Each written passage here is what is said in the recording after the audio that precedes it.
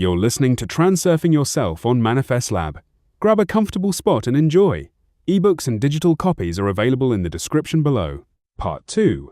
Effective Nutrition. Cleansing Yourself. The new reality has arrived as a new habitat for us. In energetic terms, it's like a new aquarium, filled with water that's clearer, cleaner, fresher. You have to adjust to this new environment, which means cleansing your biosuit, clearing your mind, raising your energy. A lot of people right now have their minds in a fog, can't concentrate, and their life resource is sitting on empty. Nothing gets done, nothing feels like it's worth doing.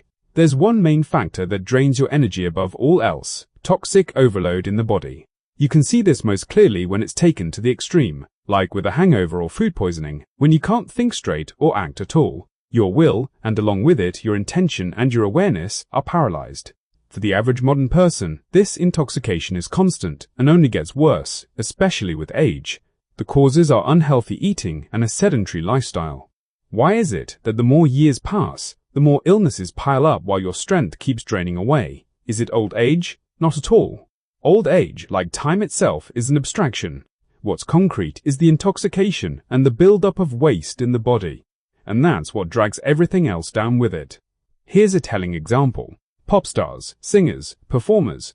That kind of work demands the highest possible energy potential. As you know, plenty of them can't keep up and end up on drugs. But one way or another, they still shine on stage, while they're young. What happens 20 years later? They keep trying to get up on stage, but they just can't shine like they used to. You can see it, their bodies get heavy, as if weighed down by something, and their stage presence drops off hard. So what happened? Old age? No. It's the plain, unglamorous buildup of waste and toxins in the body. It blocks the flow of energy through you, like a battery running down. And sometimes it goes the other way. Some nearly burned out star takes themselves in hand, cleanses their body, and starts shining again. Cleansing is what recharges your battery. Which brings us to the conclusion. The very first and most powerful of all spiritual practices is the physical cleansing of the body and keeping it clean going forward. This is especially relevant now, in the new reality that's arrived, which resonates, see Lena and Higa. That doesn't mean the environment around us has gotten cleaner. What's gotten cleaner is space itself, in some metaphysical sense. We won't dive into the philosophy or physics of this. Honestly, nobody fully understands it anyway. We don't need to understand it. We need to match the new reality. And why do we need to match it? Because it forces us to. The most common symptoms during the transition are foggy thinking, low energy, apathy, a sense of being lost, some vague heaviness pressing on you, depression, even panic attacks, and overall low life tone. Most people complain of at least some of these symptoms, if not all of them. They show up most clearly in a state of sensuous, dreaming, when you feel like you're stuck in some foreign, alien environment and you feel bad, but you don't understand why. Here's the thing. Transurfing is, first and foremost, about waking up within the waking dream so you can make the dream controllable. And right now, the dream itself has gotten worse, thicker, more viscous, which means we need to do something about it. And all of this is very serious. I can't cover every aspect of cleansing here, and honestly, it's not my specialty either. You need to look into these questions yourself, how to cleanse yourself, how to keep your body clean. Everyone already knows about external hygiene. But what about internal hygiene? Summary. The one main factor that drains your energy is toxic overload in the body. The causes are unhealthy eating and a sedentary lifestyle. The very first and most powerful of all spiritual practices is the physical cleansing of the body and keeping it clean. Cleansing recharges your battery. Conscious eating. Eating is something we do every day, many times a day. So here's the question. Can we talk about being conscious of anything at all if we perform this daily act unconsciously? Obviously not. If you've noticed, in nature, the less intellectual and physical effort something puts into getting its food, the deeper its sleep. You can see it clearly on the food pyramid. Humans, predators, herbivores, plants, single-celled organisms. Whoever sleeps more soundly gets eaten, and whoever's more conscious does the eating. But people tend to swing to two extremes, eating mindlessly or following some overly smart diet system. Why can't you just eat everything without discrimination? Because the quality of what you eat has a direct effect on your health, your energy, your consciousness. The average shopper pushing a cart, mindlessly chewing through whatever's on the shelves, sinks to the level of livestock at a trough.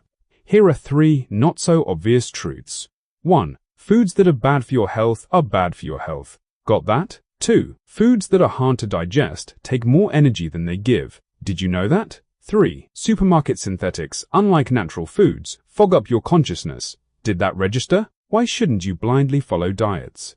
Any strict set of recommendations or eating system, however convinced it is of its own rightness, will most likely turn out to be wrong or right only in part. What's more, any strict recommendations or eating systems will, sooner or later, inevitably be revised and corrected. First, history and life itself show that this is exactly what happens. Second, neither science nor practical experience has accumulated enough systematic and reliable knowledge about nutrition, so both science and experience can be wrong, and they are regularly. Take the accumulated experience with raw plant-based eating, for example. It's still very small and constantly being corrected by life itself. So where's the solid experience here? Or take the scientific daily requirements for all the vitamins, minerals, elements, and nutrients the body supposedly needs. It becomes obvious that not even a week would be enough to eat it all. So where's the science in that? So if that's the case, what should you do? What should you follow? First and foremost, don't follow strict recommendations or eating systems. Don't throw yourself into extremes. This is so you don't harm yourself in ways that even the true believers pushing their systems on you might not suspect. From every system, you should consciously extract a portion of benefit, following your own intuition rather than the system itself. Watch yourself, listen to yourself in unity of soul, gut, and mind. Because individual differences in the body, as well as the specifics of your environment, can matter a great deal. The one thing you absolutely must follow are 3 basic principles. Take an interest in what you eat, study its properties and qualities, instead of just consuming whatever gets poured into the trough. Once you do, you'll start understanding a lot on your own. 2. Seek out natural products. No yeast, no chemicals, no GMOs, no synthetics, from raw material all the way to the finished product. The very act of searching raises your awareness and gets your engine of activity running. Remember how it was in ancient times when there was no supermarket cart in front of your nose. 3. Eat as varied a diet as possible. That means consciously and deliberately feeding yourself everything you need. And the body needs a lot because it's the most complex biochemical plant there is. For that plant to run properly, it needs the widest possible variety of foods. Remember that. It's important. There are plenty of other principles beyond these. You can find them in the books Pure Nutrition and The Ancestor's Kitchen. Summary. People tend to swing to extremes, eating mindlessly or following some overly smart diet system. The quality of what you eat has a direct effect on your health, your energy, your consciousness. Don't follow strict recommendations or eating systems. From every system, consciously extract a portion of benefit, following your own intuition rather than the system. Take an interest in what you eat, study its properties and qualities. Seek out natural products. No yeast, no chemicals, no GMOs, no synthetics. Your diet should be as varied as possible. Questions and feedback. What you said about nutrition rings true. The nervous system and clarity of mind depend directly on diet. I've seen it proven so many times. When the body cleanses itself, a calm confidence sets in, and everything comes easily and simply, without strain. What about raw foodism, which you've promoted? Isn't that a strict system too? Authors reply, I'm not promoting anything, I'm giving information. On the contrary, I've repeatedly warned against throwing yourself into extremes. Let me repeat what I said above. From every system you should consciously extract a portion of benefit. Plenty of people have gotten real benefit from the idea of raw, living food. But there are always fanatics who take an idea to its absolute extreme and start banging their heads against the floor, doing damage to their own health. A clueless approach to raw foodism has discredited a good idea. I don't like that term myself, and I coined my own. Pure nutrition. Truly pure, raw eating in a technogenic environment is impossible for a number of reasons. Unripe produce, which does more harm than good, depleted soil, and consequently plants poor in nutrients, chemicals in produce, the degradation of plant genotypes. poor ecology in which a body, softened by light food, loses its ability to resist an aggressive external environment, and so on. But there are always fanatics who take an idea to its absolute extreme and start banging their heads against the floor, doing damage to their own health. A clueless approach to raw foodism has discredited a good idea. I don't like that term myself, and I coined my own, pure nutrition. But the idea itself is good, and there's no need to abandon it. I certainly haven't. My own diet is 80–90% raw, living food. It just requires a smart approach, a conscious one, like everything we're talking about here, rather than sleepwalking through it. Principles of cleansing. Let's ask again, why do we need to cleanse the body and keep it clean? There are two solid reasons. The first is to fit into the new reality, so we're in sync with it.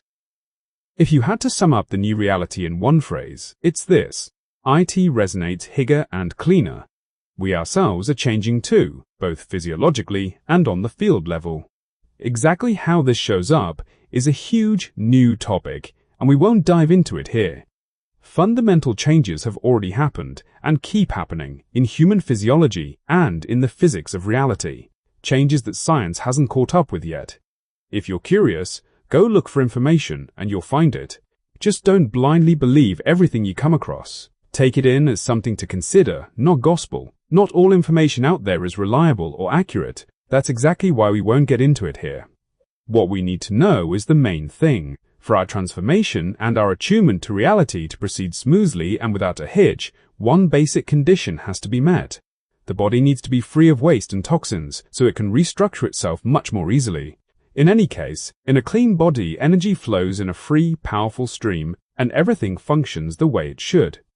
The second reason has always been true. When you clear the body of waste and toxins, your energy field straightens out, and your individual reality follows right behind it. Strange as it sounds, these things are very closely connected. When you're overloaded with toxins, from alcohol and tobacco, say, your reality gets CRO'd just from the fact that your psyche becomes more or less unhinged. The same goes for harmful, toxic foods. You can indulge occasionally, in real moderation, kept to a strict minimum. But once you cross some threshold, your nervous system starts to unravel, and problems in your reality follow close behind. When toxins aren't bothering you, you're calm and balanced, and accordingly your reality is smooth and well-ordered. The main principle of cleansing is this: the body cleanses itself, as long as you don't keep clogging it up. But it needs help. You need to create the right conditions. These conditions are common knowledge. Let's name the main ones. 1. Healthy eating. Food should be natural, minimally processed, with minimal additives. A can labeled natural is not natural food. Synthetic and chemical additives are the main source of toxins. At the same time, your diet needs to be as varied as possible so the body gets everything it needs. 2. Healthy movement. Movement, gymnastics, walks, physical exercise, fitness, sport should also be as varied as possible. All your muscles should be worked and trained, and it should all be enjoyable, not a chore. When your body gets to enjoy a wide variety of movement, it'll remember that it can do all this and that it wants to. There have been a lot of shoulds and musts here already. But for the body, those words are a relief because it genuinely needs all of this. It will be grateful to you, and you'll feel wonderful in your body, in your biosuit. 3. Healthy sleep. Without proper sleep, nothing else works. You can wake up whenever you like, but you need to go to bed at the same time every night so the body settles into a rhythm. Lights out, strictly at the same time. That's the rule.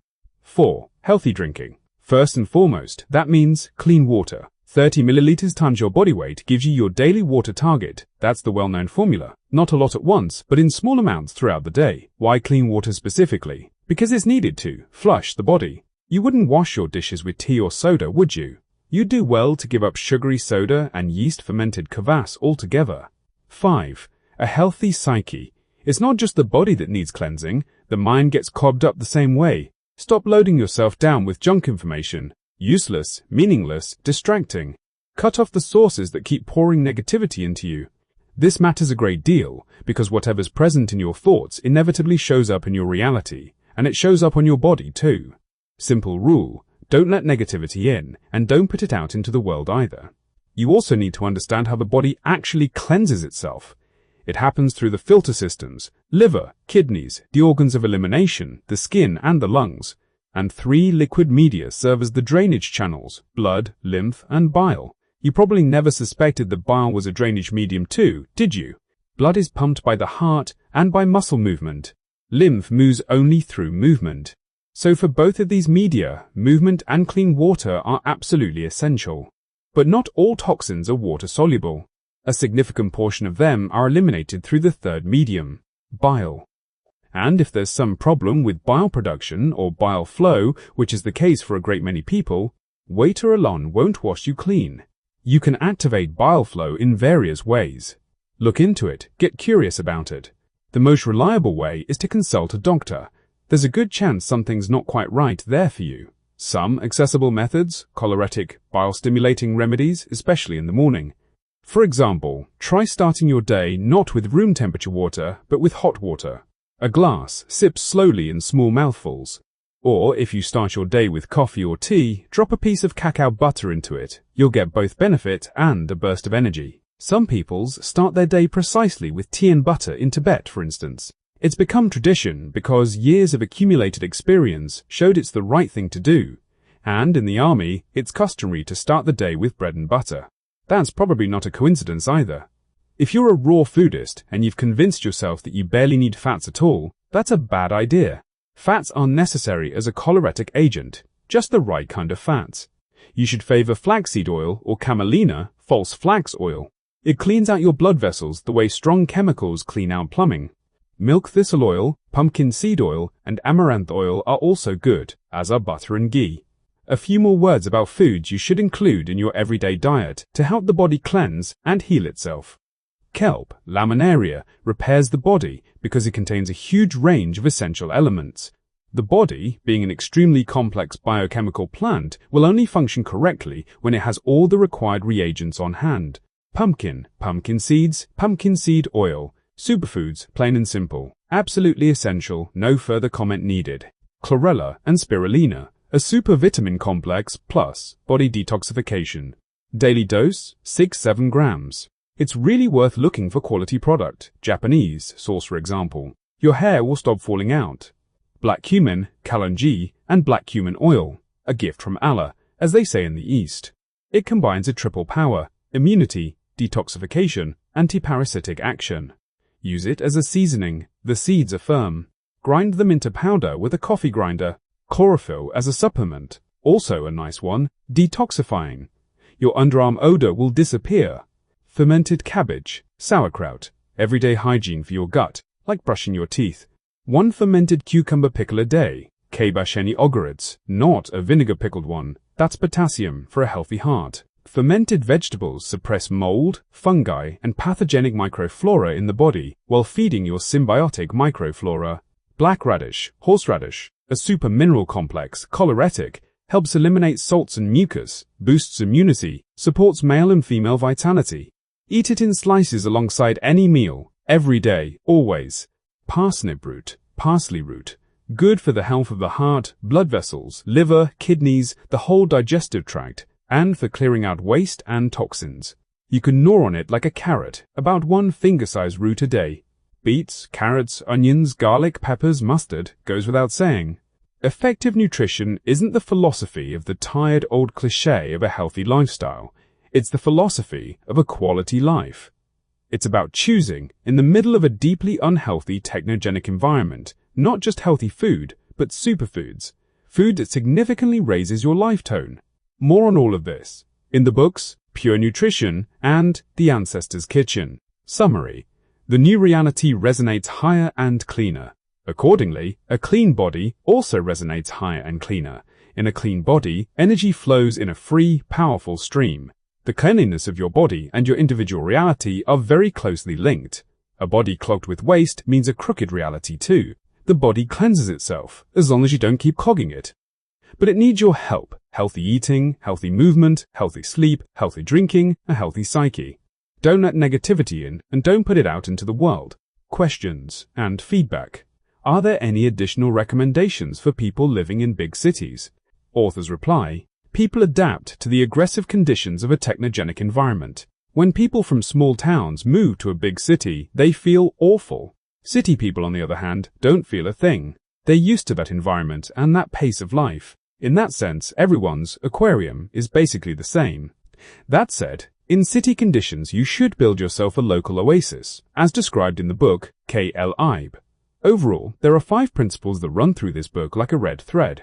1. Cleansing the body and mind. 2. Clean, effective nutrition. 3. Attuning to the new energies. 4. Varied, effective movement. 5. An unshakable commitment to renewal and growth. Confirming everything you've said.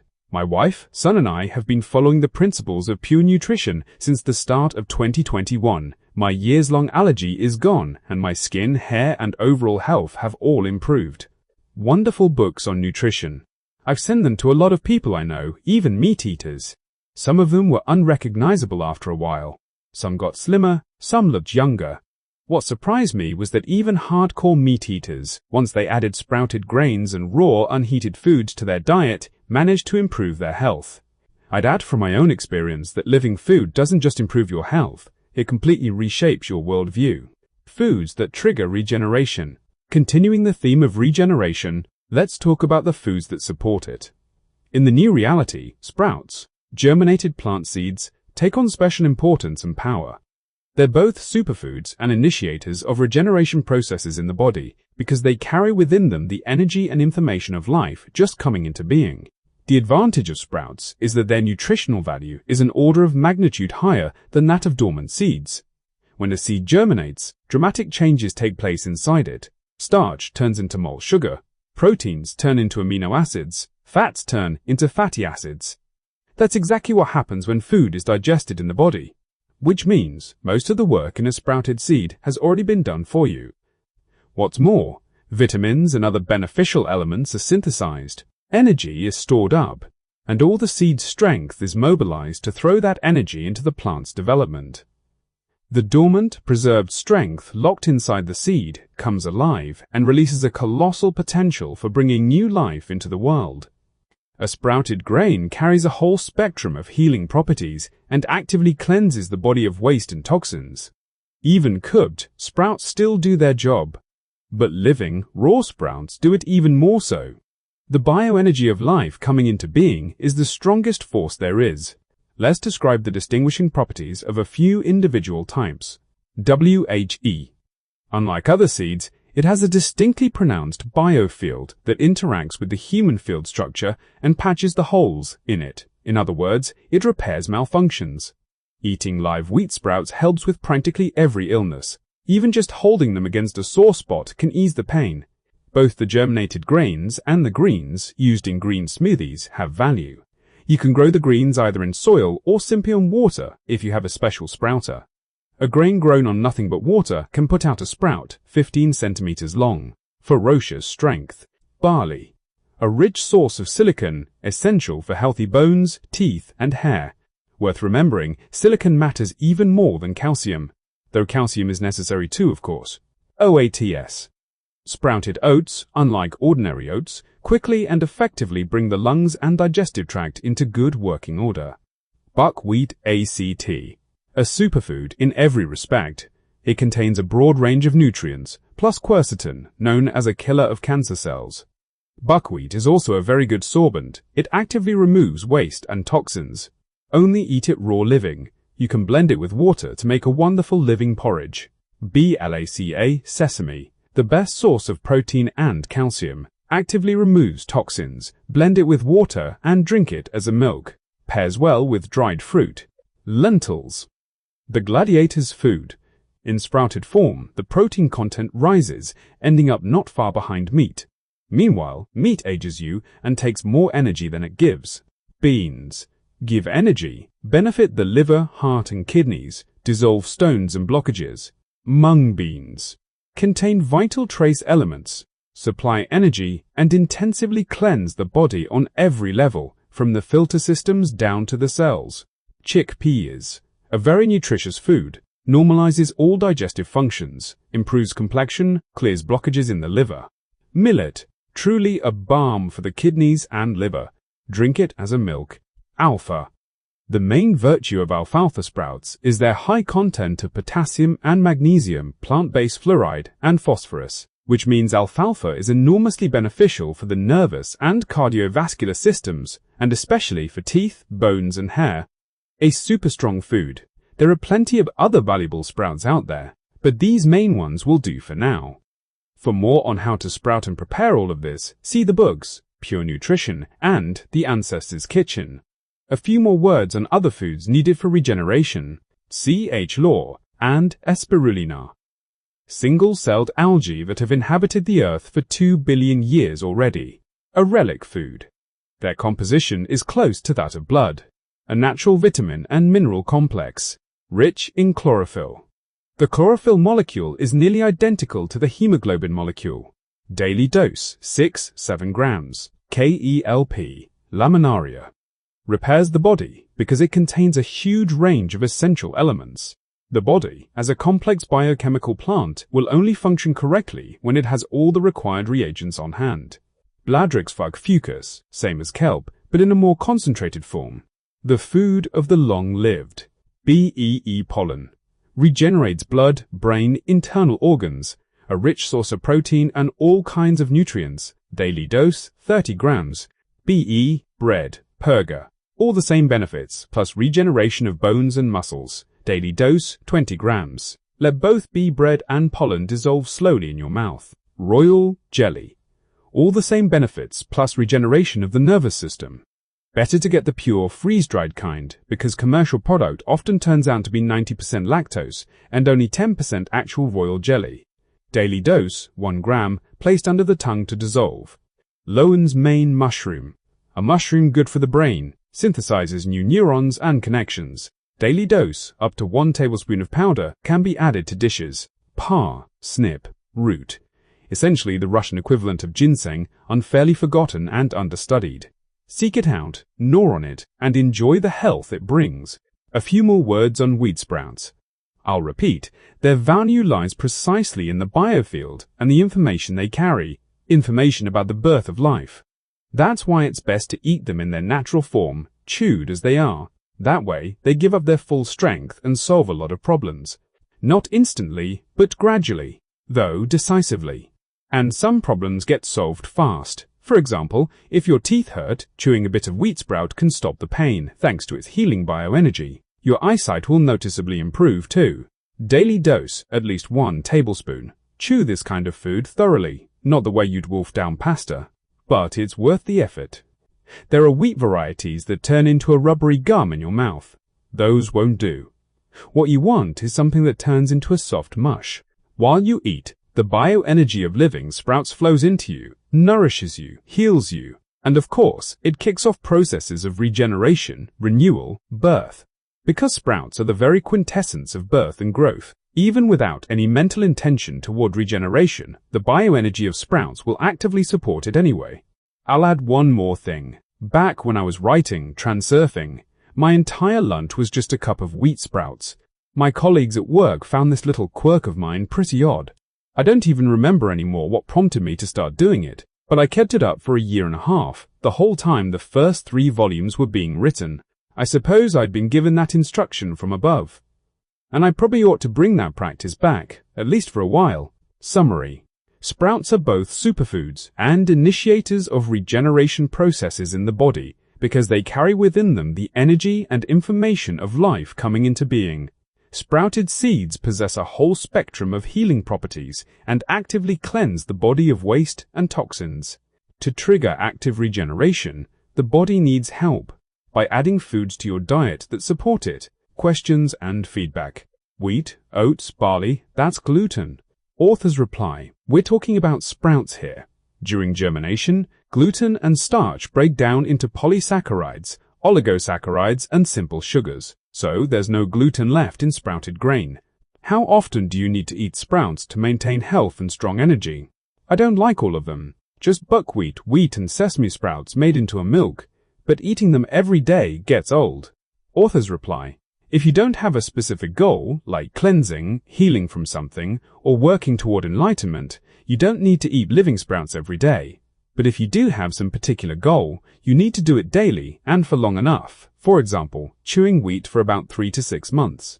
Otherwise, the general principle is that all seeds should be sprouted, and whether you then cook them or not is up to you. Legumes, though, need to be cooked regardless. Legume seeds, even sprouted, contain a large amount of enzyme inhibitors that interfere with digestion, and if eaten raw, they won't be absorbed well. But you can make exceptions, for alfalfa seeds for instance, or as a small addition of live sprouts mixed into a salad. How useful can the information about germinating life in buckwheat or lentils really be for the human body? Authors reply, the information about life coming into being is, to some degree, universal, meaning it's the same across different organisms, and that's enough.